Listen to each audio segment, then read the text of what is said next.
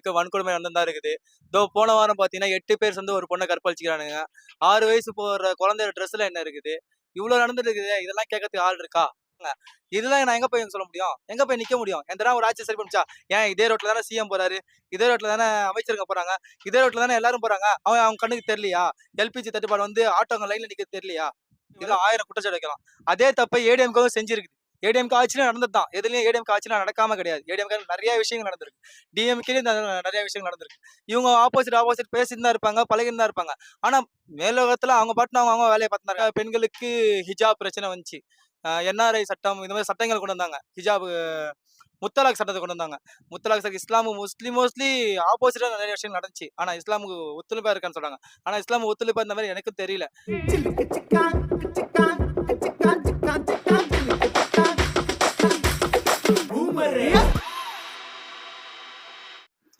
அஸ்ஸலாமு அலைக்கும். ஃபர்ஸ்ட் சலாம் சொல்லிக்கிறேன். நீங்க சொல்ற மாதிரி 2026க்கு வந்து எந்த ஆட்சி வரும்ன்ற ஒரு கேள்வி இருக்குதான்.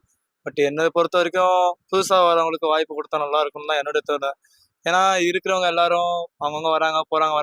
இது வரைக்கும் என்ன பண்ணாங்கன்றத இதுக்கப்புறம் வரவங்க நல்லா பண்ணா நல்லா இருக்கும்னு நினைக்கிறேன். அவ்வளவுதான். வேற எதுவும் சொல்றதுக்கு விருப்பம் இல்லை.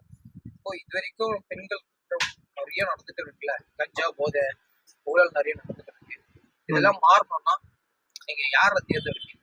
இதெல்லாம் மாறினா நான் யாரை தேர்ந்தெடுப்பேன்னு சொல்லிட்டு தனிப்பட்ட முறையான ஒரு விஷயம் இது. அதை தனிப்பட்ட முறையில் சொல்ல முடியாது. அது ஒரு விஷயம். ஏன்னா இவங்க வந்தா நல்லா இருக்கும், அவங்க வந்தா நல்லா இருக்கும் நம்ம சொல்லலாம். பட் என்னுடைய கருத்து கணிப்பு என்னன்னா டிவிக்கே வந்தா நல்லா இருக்கும்னு நான் நினைக்கிறேன்.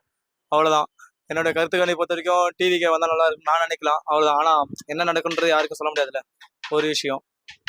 எல்லாருமே டிவிக்கேன்னு சொன்னீங்கன்னா டிவிக்கே தளபதிக்கு நிறைய பேர் சொல்றாங்க. தளபதிக்கு இது வரைக்கும் ஆட்சியை சினிமா தவிர்த்து ஆட்சியை பத்தி வந்து தெரியாதுன்னு நிறைய பேர் குற்றச்சாட்டு வைக்கிறாங்க.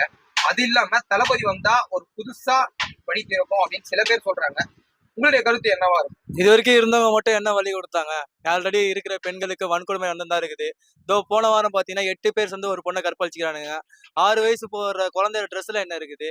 இவ்வளவு நடந்துட்டு இருக்குது. இதெல்லாம் கேட்கறதுக்கு ஆள் இருக்கா? சொல்லுங்க. அப்படி எதுவும் இல்ல. அப்போ புதுசா வரவங்களுக்கு கொடுத்து பாருங்க. கொடுத்து பார்த்தாதானே தெரியும் அவங்க என்ன பண்றாங்க, ஏது பண்றாங்கன்னு.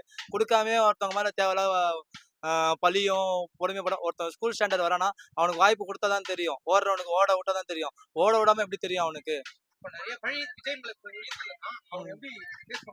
அவர் படம் இருக்கும்போது எந்த பழியும் இல்லையே, இப்ப மட்டும் விழுந்தா என்ன அர்த்தம்?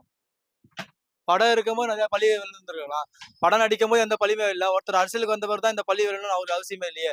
அவர் படம் நடிக்கும் போது ஒரு படத்துக்கு 100 கோடி 120 கோடி சம்பாரிச்சவரு அரசியல் வந்தா சம்பாதிக்கணும்ன்ற ஒரு லட்சியம் கிடையாது. அதை முதல்ல நல்லா ஞாபகம் வச்சுக்கலானுங்க. என்னை பொறுத்த வரைக்கும் நான் ஒரு கருத்து கணிப்பா நான் சொல்றேன். அவர் வந்தா நல்லா இருக்குன்றது எப்படி சொல்றது? இத்தனை நாள் இத்தனை வருஷங்கள் இத்தனை பேர் வந்தாங்க போனாங்கன்றத இவங்களுக்கு ஒரு வாய்ப்பு கொடுத்தா நல்லா இருக்கும் அப்படின்றதுதான் என்னோட எண்ணம். இப்படி கொடுத்தாவது நாட்டு நிலைமை மாறுதான் பார்ப்போம். பெண்களுக்கு நடக்கிற வன்கொடுமையில இருந்து கஞ்சால இருந்து எல்லாமே ஒழிக்குதான் பார்ப்போம். இதுதான் மெயினா இருக்குது. நிறைய விஷயங்கள் நடந்துச்சு. நிறைய பெண்களுக்கு ஹிஜாப் பிரச்சனை வந்துச்சு. என்ஆர்ஐ சட்டம் இந்த மாதிரி சட்டங்கள் கொண்டு வந்தாங்க. ஹிஜாப் முத்தலாக் சட்டத்தை கொண்டு வந்தாங்க. முத்தலாக் சட்டம் இஸ்லாமு மோஸ்ட்லி ஆப்போசிட்டா நிறைய விஷயம் நடந்துச்சு. ஆனா இஸ்லாமுக்கு ஒத்துழைப்பா இருக்கான்னு சொல்றாங்க. ஆனா இஸ்லாம் ஒத்துழைப்பா இந்த மாதிரி எனக்கும் தெரியல.